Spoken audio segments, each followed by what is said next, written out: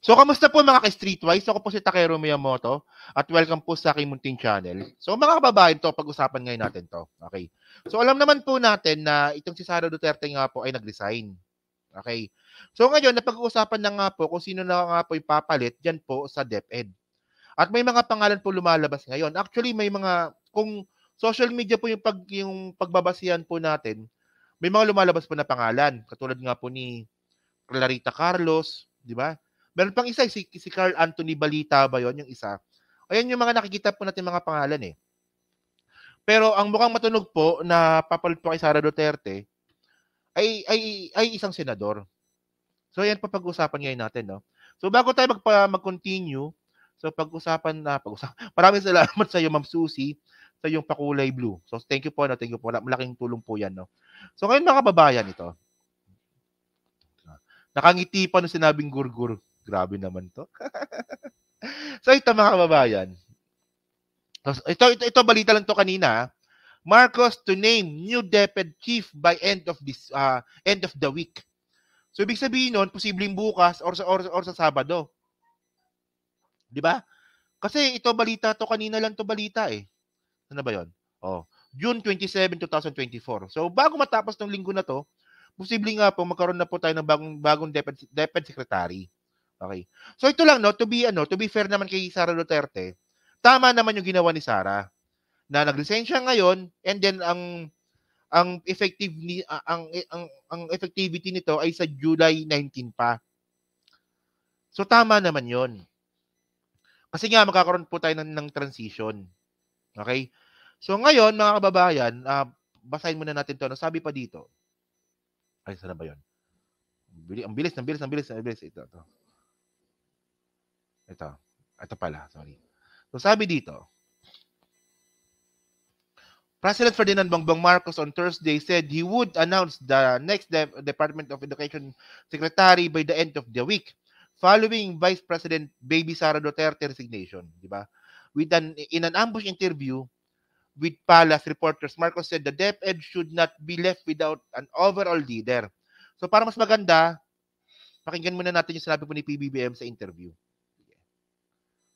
So, panoorin natin to.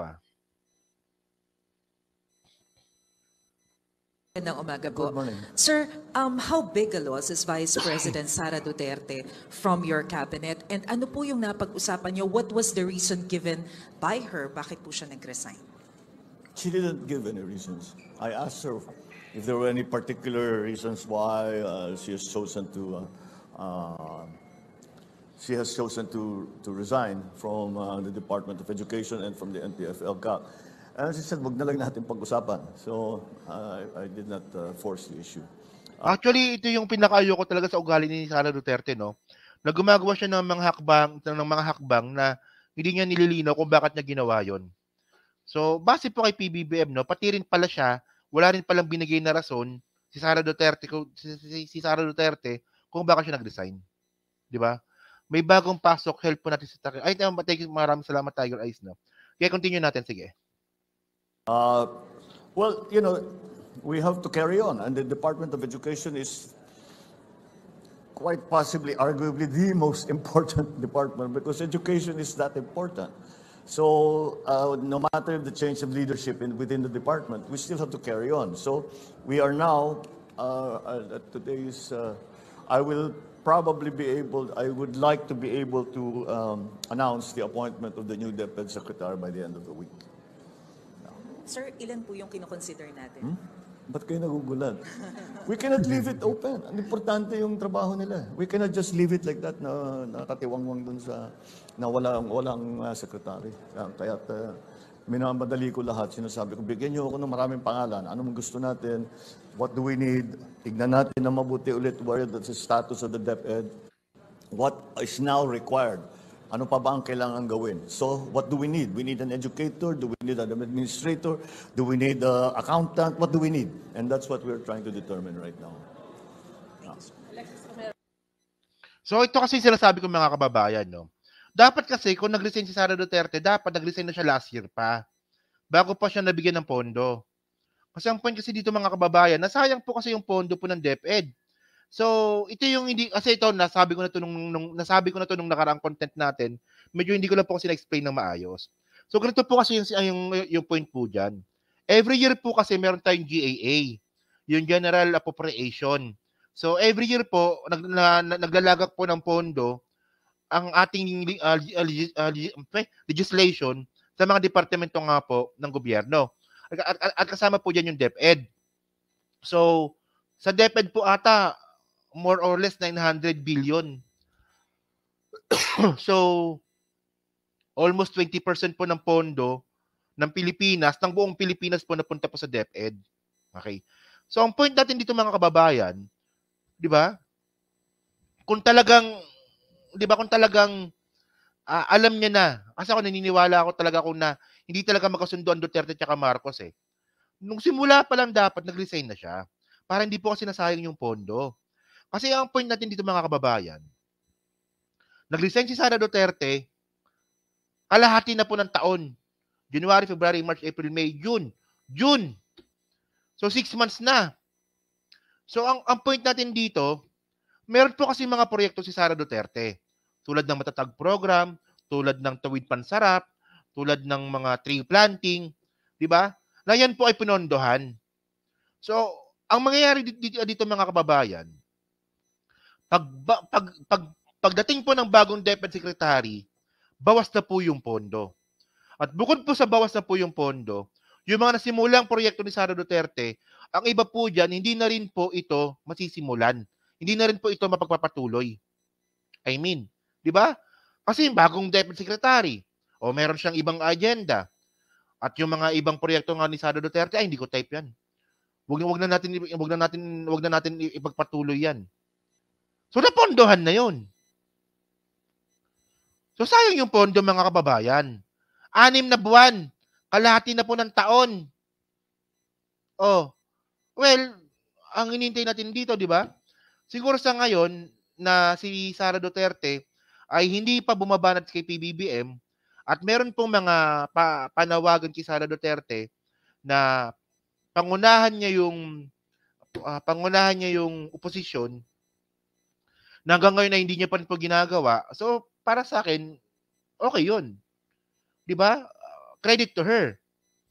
Pero abangan po natin, balay ba natin na pinaplastic lang tayo niyan? Di ba? So, ngayon, mga kababayan, no, ito ngayon ang mga lumalabas na pangalan. Tinan ngayon natin to, no? So, ito. Okay. So, ito actually nung isang araw pa lumalabas to last week pa eh. 'Di ba? Nowhere to go but UP. Sabi niya ganun. So, Sani Angara, yung senador ngayon, si Fred Pascual at saka si Stella Kimbo. Reportedly eyed as new DepEd Secretary. Okay. Actually, ay teka lang, mali pala. Ito pala. Yan. Okay. Actually, hindi naman po kasi imposible 'to. Kasi una mga kababayan, no, si Stella Kimbo, 'di ba, pwede naman siyang i-leave yung post niya bilang congressman para maging DepEd Secretary. Tapos pwede rin naman si Sani, actually si Sani Angara po talaga yung talagang napipisil ngayon eh. At kahit po si Win Gatchalian din po ay ang nire-recommend niya rin po si Sani Angara. Pero ang tanong kasi dito, paano na to? Kasi nga po, may mga posisyon po sila sa gobyerno. Itong si Sani Angara at si Stella Kimbo. Di ba? So, ngayon, tinan ngayon natin to dito. So, 3 politicos who graduated from the university. Actually, kasi mga kababayan, no, ang point kasi natin dito, sana kung merong ipapalit na DepEd Secretary, si PBBM, sana hindi politiko. Ayun lang. Sana hindi politiko. Well, si Stella Kimbo, di ba? Pwede naman, okay naman siya kasi next year, pwede naman siyang hindi na tumakbo. So apparently, hindi na siya politiko nung panahon na yon. Si Angara naman, pwede okay naman yon kasi nga, tapos na po yung term niya sa 2025. Hindi po kasi katulad nga po ni Sara Duterte, na talagang mainit po talaga yung pangalan niya kasi nga po yung tatay niya nanggugulo, yung kapatid niya pinagre-resign yung presidente, tapos si Sara Duterte po tanga. So talagang medyo mainit po talaga at especially nga rin po natapos din po yung termino ni Sara Duterte 2028. So politician po talaga. Di ba? So ngayon, pero sa akin mas maganda talaga na hindi politiko. Yan, di ba, Clarita Carlos, yan natin, di ba? Kasi hindi na mga lumalabas na pangalan. Si Carl Balita, di ba? Sabi nila, di ba? Yan na mga lumalabas. Si Carl Balita. Sino pa ba mga naririnig kong mga pangalan? Si Gadi, no? Si Gadi. Pangalan ni Gadi, kalimutan ko na.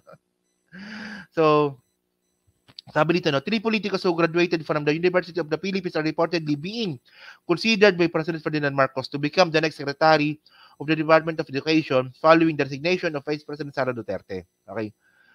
So, unscooper named Senator Sani Angara, Marikina Representative Stella Kimbo, and Trade Secretary Alfredo Pascual as among the rumored contenders for heading DepEd. So, yan. Okay. So, ngayon mga kababayan, ito pa, no? Okay na yan, medyo mahaba yung article, no? So, ngayon, ito, no, may nabasa kasi ako dito. Okay. Ito, galing ito sa Constitution natin, no, sa Article 6, Section 13. So, sabi dito, no, no senator or member of the House of Representatives may hold any other office or employment in the government or any subdivision agency or instrumentality thereof, including government-owned or controlled corporation and their subsidiaries, during his term without forfeiting his seat.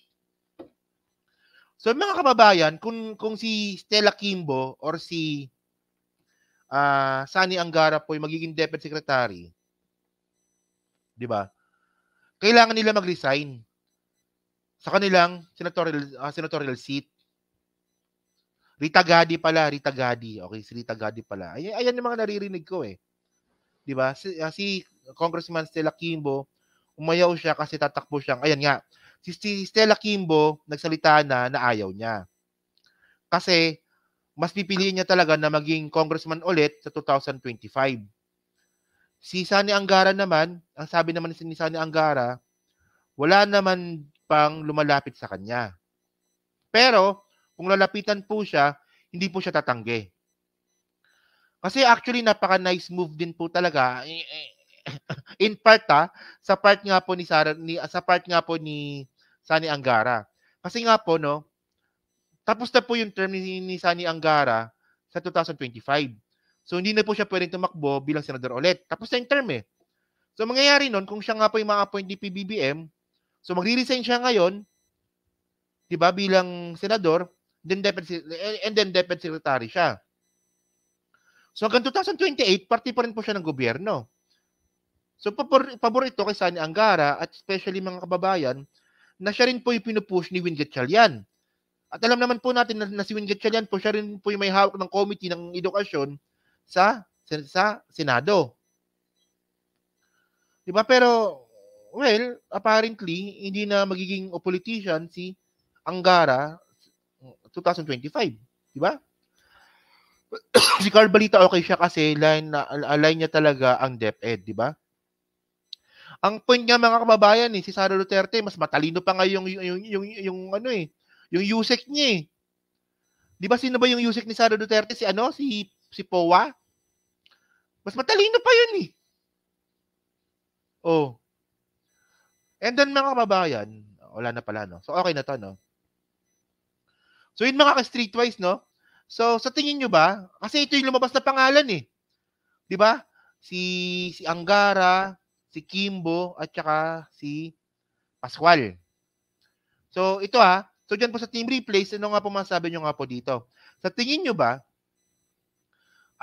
isa sa tatlo na to na pinangalanan nga po ang posible magiging Deputy Secretary or meron pa kayong ibang napupusuan? Kasi mga kababayan, napakalaking responsibilidad po ang mangyayari po dito kasi unang-una, nasa kalahati na po tayo ng taon. So sayang na po yung pondo. Marami na po nasayang na pondo. At syempre, di ba mag-iiba na naman po ng Deputy Secretary, iba na naman po yung agenda. So kayo ba, may iba pa kayo napupusuan bukod po sa tatlo po na to? So, sabi ni isa, ni Luz Concepcion, si Grace po. 'Di ba na okay, 'di ba? Ako nagtatanong lang naman dito. Pero para sa akin, abangan po natin kung sino ba talaga. 'Di ba? So yun mga babae, nasa dyan po sa 700 po na nanonood ngayon, so hindi pa po nakakapag-like. Palike na lang po ng video po na to. Vico Soto, si Vico Soto, tatakbo pang mayor yan eh, di ba? Si Angara anti-Marcos yan. O especially yung tatay ata, no? Kung di ako nagkakamali, no? Ewan lang natin. Okay, sana i-promote from within. Ay, hindi. Pero para sa akin, mas okay to. In my own opinion, para sa akin, mas okay to. Sana i-promote from within DepEd para tumaas naman ng moral ng DepEd, di ba? Sa akin, mas okay. Pero syempre, di ba, may mga bagay tayong hindi alam sa loob nga po ng administrasyon nga po ni PBBM. Di ba? So, kung sino nga po ni PBBM, di ba? Yon. So, abangan po natin yan. Hi, Kuya Takeru from Canada. Sana ma-shoutout po ako ninyo. Yan. So, shoutout sa iyo, Alexis Flores 29. Okay? So, yun mga kababayan. No? So, thank you po sa inyo lahat. Sa 700 po na nanonood ngayon. So, hindi pa po nakakapag-like. Palig na po ng video po na to. Diyan po sa Team Replays. Ano nga po masabi nyo nga po dito? Di ba? Dito po sa content po natin ngayon. Naniniwala ba kayo na isa sa mga tatlo na pinangalanan na to ang posibleng maging DepEd Secretary? Or meron pa kayong ibang mga bet? 'Di ba? Like Carl Balita, ayun ang mga nakikita ko, Rita Gadi, 'di ba? Tapos sino pa ba? Nino Barsaga. Diba? So yun mga kababayan, so maraming salamat sa inyo lahat. Kita na lang ulit tayo sa susunod po na video.